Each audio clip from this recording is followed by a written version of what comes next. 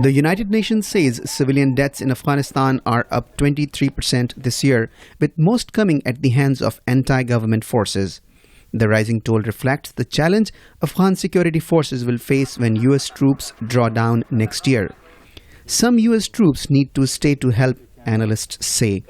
Thomas Lynch is a research fellow at the National Defense University in Washington. The Afghan forces that have been put together by the United States and its coalition partners do in fact have significant limits in terms of their logistical support, in terms of their intelligence operations, in terms of a number of other things that will be very useful to have a continuing relationship to train, mentor, advise, and support.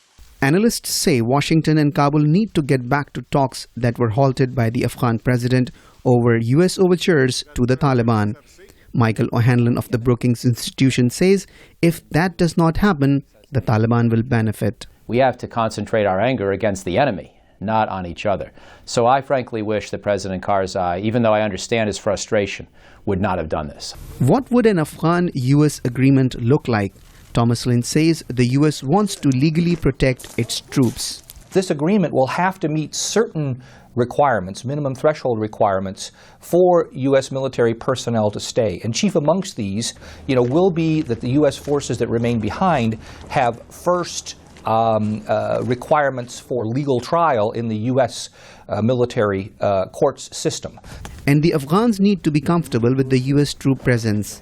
Michael O'Hanlon. We should try to make the Afghan people know that we are firmly committed to their long-term security, and if they continue to do their part, that we will stay after 2014, and be very, very clear and direct about that fact, and also be very clear that, of course, we would never negotiate a secret deal with the Taliban.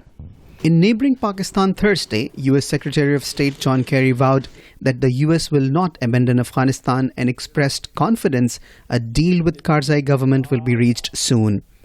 Kokab Farshori, VOA News, Washington.